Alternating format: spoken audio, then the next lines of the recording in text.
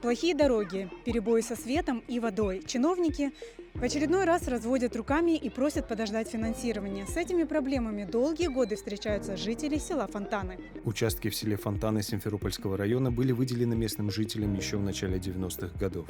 Сегодня здесь проживает более 200 семей, которые на протяжении долгих лет испытывают частые проблемы со светом и водой, отсутствием дорог и канализации.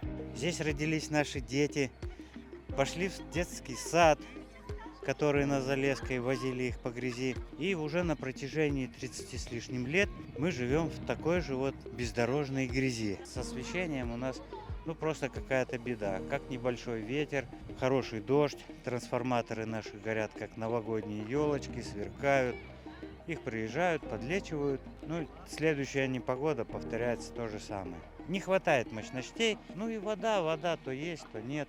У всех у нас есть дополнительные резервуары, мы как-то все научились справляться. Нету канализации, у каждого выгребная яма. Выгребная яма – это антисанитарная норма. Как бы они ни очищались бы, в грунт уходят все стоки. Я здесь конкретно живу, в этом микрорайоне, с 91-го года. И у нас эта проблема существует по сей день. Нерешаема она. К автобусу выходим мы по колено в грязи. Очень-очень тяжело, конечно. Особенно наши дети, пока выйдут в автобус, сесть уже неудобно даже, что обувь грязная. Все эти годы местные жители не сидели сложа руки и боролись за свои права. Писали обращения и письма в местную администрацию и власти Крыма. Организовывали встречи с местными депутатами. Их просьбы все-таки услышали. В прошлом году провели освещение улиц, однако не всех. Заложили и новый водопровод, но работы не завершили. Агрегирование улиц и подсыпка не дали ожидаемого результата. Гравий такой, знаете, перемешанный с песком ли, с какой-то белой мулькой.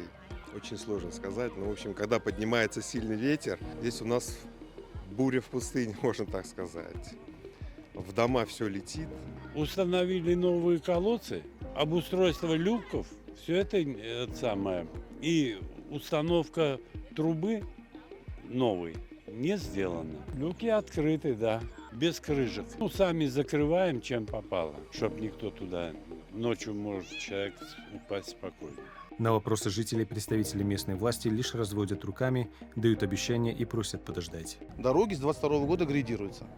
Понятно, хотелось бы людям, чтобы некоторые дороги асфальтировались, но есть другие приоритетные дороги, улицы, куда руководство района направляет финансирование. У нас ведь 7 сел в Чистинском сельском поселении, и только в одном селе, это центральная усадьба, то есть это село, только там есть центральная канализация, и то на МКД, там, где у нас многоквартирные жилые дома. Скорее всего, это связано с тем, что это очень большие нужны финансы для этого.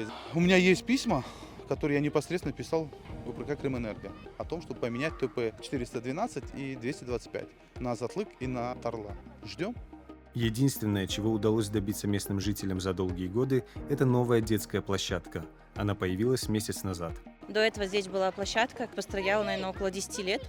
И после долгих наших обращений, сообщений, заявлений, просьб открыли эту площадку. Хотелось бы, конечно, чтобы площадка была для постарше деток, не только до 5 лет. Для старших деток хотелось бы какой-то спортивный комплекс, турники, качалка, потому что у нас очень много подростков. Жители села Фонтаны надеются, что местная администрация все же займется жизнеобеспечением их массива.